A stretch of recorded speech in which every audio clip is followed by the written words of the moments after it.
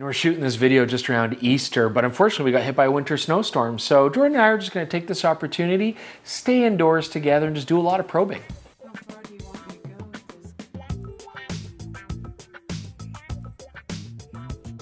this? Probe, probe, probe. Welcome back, DPReview TV viewers. It is Chris Nichols here, and look, I've got a Laowa Periprobe lens system.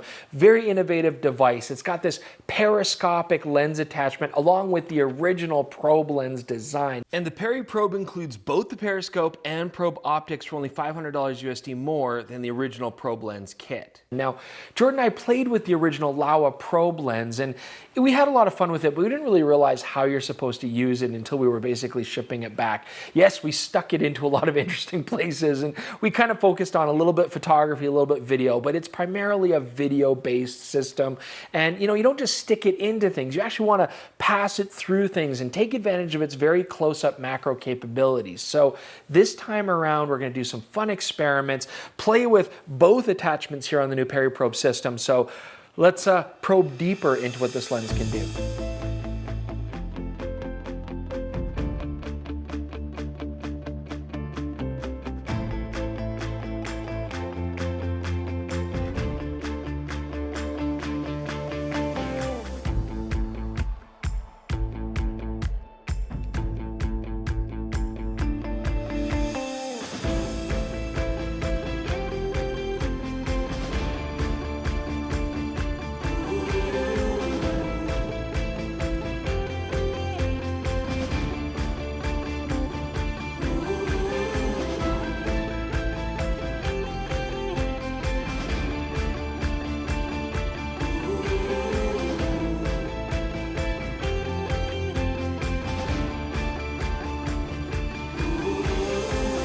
Now the Laowa Periprobe kit, this is a full frame lens, covers full frame sensors. We're using it today in EF mount with an EF adapter to our EOS R5, but you can of course get this in pretty much all the full frame mounts that are available. So here we have the probe lens, and that's always facing forward, and you can do a lot of cool shots with that. But the main new feature here is this periscope. Look, it's just like on a submarine, look at that. I can rotate it around. Handelsschiffe gesistet, Herr Klein. Now, both of these attachments here share the exact same optical characteristics insofar as they're both 24mm lenses, F14 as a maximum aperture. They both give you a very good 2-to-1 life-size macro reproduction. The only difference is that this one is angled 90 degrees as a periscope.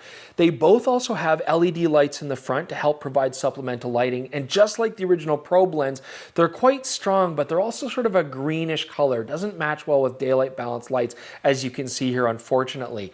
Now, they're just powered off of a USB-C port down here near the base. These are fully immersible in water as long as you don't go up to that USB port, and they actually give you this handy little dimmer switch, so you're just powering them off of a power bank, and if you find them too powerful, you can actually turn them up and down. That's a pretty neat little attachment. All right, so now on the probe attachment here, we don't have any way of threading anything on, but I mean, a lot of people just use a nano clamp on the actual lens itself if they wanted to add some additional lighting or something like that. However, this is kind of neat. On the periscope attachment, there's a 1/4-20 thread right on the top, so that's pretty handy. You can put a gooseneck on there, add on little lights, whatever you want to do. That's a pretty nice feature. Now, otherwise, these basically just screw right onto the actual base itself. There's a collar that you can loosen and unscrew. It's a pretty long thread. You really got to turn and turn and turn and turn, but eventually it comes off, switch them out, and then clamp them down again. Okay, so I've swapped now for the probe attachment, you can see there, but let's explore the actual base unit itself. So here's our aperture ring. This goes from T14 to T40, and it is geared. You also have your manual focus here as well. This is also geared, so you could use a follow focus unit. And now this is a really interesting feature. We can actually rotate the base unit as well. Now, with the probe attachment where the lens is facing straight forward, you can rotate it all you want. It doesn't change your frame. That'll be based on the orientation of the sensor itself. But of course, with the periscope lens, it's very important how you rotate this because that's going to dictate how it's facing relative to the sensor. And so this has got a really neat feature. There's a clutch here, and if I click this clutch up, I can lock the rotation. There you can see it's not going to move. Pull that clutch down, and now I can smoothly rotate different angles and then click it up. That way I don't have to actually mess around with rotating here where it actually screws in and attaches. And this is also geared, so you could even attach a motorized unit to actually rotate the periscope if you wanted to do a slow rotation or pan, like if you were looking for ships on the horizon. So how do these probe lenses differ from using a traditional macro lens for video? Well, traditional macro lenses, first off, tend to be telephoto lenses, which can be nice. They give you some working distance from your subject. They give you a very flat field compression, but the probe lenses give you that wide angle look, and that really expands your perspective, gives you that three-dimensionality, and when you get close to things, it's a unique look that's very immersive. Now, a traditional macro lens does typically have a brighter aperture. They start at f2.8, although do keep in mind that you lose light when you actually go to the macro close-up, and you're probably going to stop down the aperture anyways to get more depth of field. Certainly with the probe lenses starting at f14, and really where we used them more around f16 or f22, it's pretty dark. I mean, you need a lot of supplemental lighting. That's something that we are really using today. You can see we've got the Cobb 300 just blasting really up close to try to get the light that we need.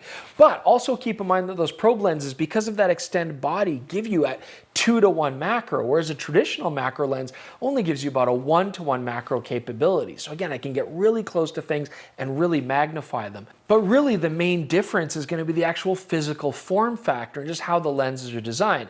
I mean, I could put a traditional macro onto a motorized slider, and I could certainly pan alongside something beautifully, no problem. Get right up in there and just pan side to side. That's easy to do. But if you want to push through a subject, first off, traditional macro lenses, they can only stick so far off the end of the camera, so you're going to reach the limits of the motorized slider before you can really immerse them through something, and otherwise they're quite bulky and large. So pushing through objects like you see here with an example, you just physically couldn't do it, whereas the probe lens with that long elongated style, it gives me the distance to move through objects, and that can just give you such a beautiful and unique look. But of course, what's so interesting about this kit is now with this periscope lens, it opens up different kinds of shots that you can do.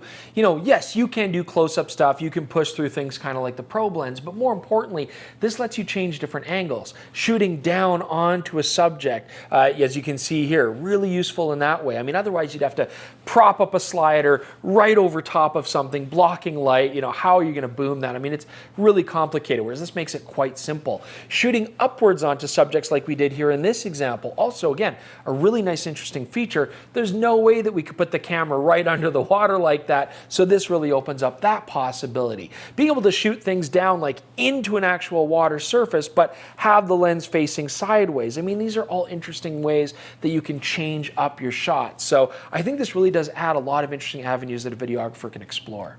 Now, like all Laowa products, these things have a few quirks and limitations. Let's talk about that next. First thing to say is this: shooting wide open at T14, not ideal as far as image quality goes. I mean, you can do it, but if you can stop down to f22 around there, that's where the lenses really start to sharpen up, and you want to factor that in. Make sure you have enough light to shoot there. That's really a better way to go. The other thing we have here is an example of where we pan across with a bright light source just outside of frame, and you can see that when that light kicks in, we do get some flare, you get some washed out loss of contrast. You might like the look. I mean, it's not terrible. We thought it'd be worse, but it is still a factor there. So shooting at bright lights, the sun, you are going to get some flare to deal with. Now, between the two attachments here, I would actually say the traditional probe lens was maybe a little bit sharper, a little bit better optically, and I think that really more comes down to just the fact that we've got that 45-degree periscope in there, that mirror in there, and that probably complicates things optically a little bit. One thing that I did find on this one, we get our motorized slider parallel perfectly to our tracking shot, the direction that we're going to track, and then I would get this lens as perpendicular as we could to that same tracking shot, because that would seem to make sense, but it just didn't line up properly. I actually found with our particular sample, we had to have everything skewed off kilter just a little bit to get our horizon line straight, so to speak. And I'm assuming that is just this particular sample we have. They should try to be as straight as possible, so just keep that in mind. Otherwise, though, once we did figure that out, get everything lined up, our shot seemed okay.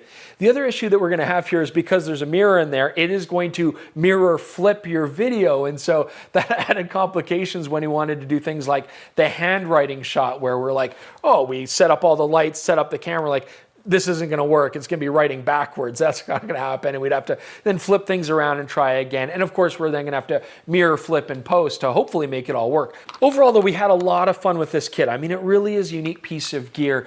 Is it pricey? Absolutely it is, no doubt. I mean, the original probe lens was pretty expensive, and this just adds on top of that. But I still think it's worth spending the extra money to get the periscope attachment as well, just because it does add a lot more angles that you can play with. I mean, that's the whole point of getting a kit like this, is having fun and being able to do things you aren't normally able to do.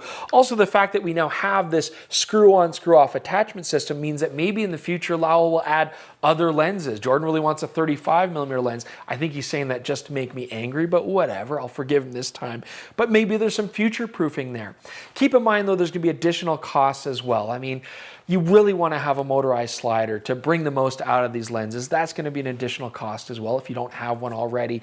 And because the optical performance is good but not great, I think I would stick to 4K video for these lenses. I wouldn't really go any higher than that. And I personally probably wouldn't shoot a lot of high resolution photography with these either. I just don't think the lenses necessarily deliver that optical quality. But for the 4K video, tons of fun, absolutely. But I think the key thing to keep in mind here in conclusion is that there's just nothing like this on the market. I mean, this is such a unique product. There's a lot of very talented videographers out there doing really cool stuff with them, and I think that easily justifies the price. Even if it's something that you rent from a rental house just when you need that kind of shot, this is a really cool product to look at. So first off, big thanks to Tyler Stallman because he let us borrow his Rhino 3-axis slider. And again, as I say, you really need those to get the most out of this kit. Otherwise, do go to DPReview.com, check out some of the other interesting articles. You can even watch our original video on the original probe lens that we did if you want. And thanks so much for joining us as always. We'll see you soon. Subscribe, like, and have fun with probes. Don't